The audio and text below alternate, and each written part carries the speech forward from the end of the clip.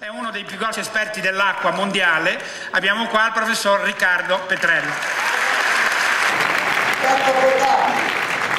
Allora che in Tunisia l'uomo medio prende 13 litri. Noi ne consumiamo 72 litri al giorno per persona e per le toilette.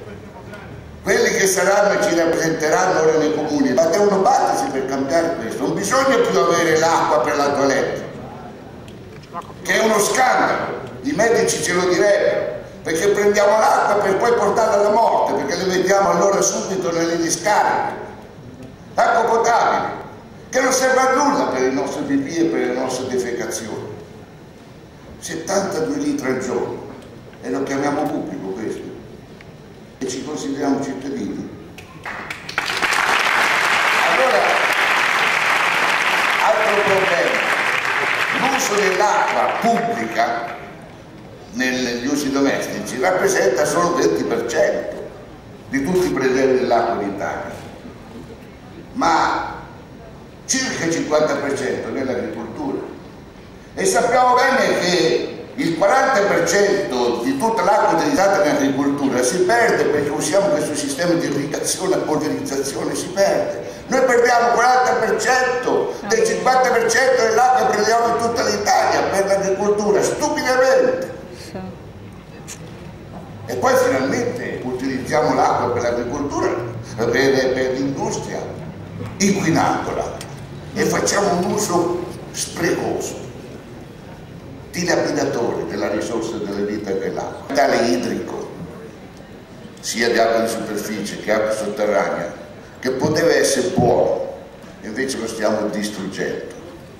Il numero di fiumi, fiumicini che sono spariti negli ultimi 50 anni non si conta più. Nel Veneto ci saranno 2 o 3 fiumi ormai che restano. I canali sono spariti. Il Po, se andate sul Po per 40 km a partire di Ferrara fino alla fine del Foce, per 40 km non c'è anima viva, non c'è nessuno. Il Po sta morendo. È un'arteria vitale dell'acqua che sta morendo. Il Ticino si stanno seccando. Il Tevere e l'Arno che sono le fiumiciate. Stanno sparendo. I laghi contaminati, il loro livello si abbatte, dell'acqua in Italia rinasca.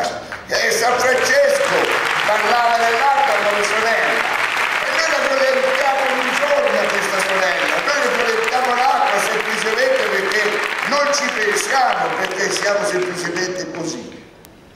Ecco, allora ci sono tante cose da fare, però io penso che se voi, e lo si sanno le cose che si devono fare, e voi sarete capaci, intervenendo, come abbiamo detto fin da stamani, basta uno di voi in un consiglio comunale per far rinascere questa cultura dell'amore verso l'acqua, questa cultura di fare la pace con l'acqua, perché se non facciamo pace con l'acqua non facciamo pace con la vita e non facciamo pace con noi stessi, e noi non saremo degni di poter pretendere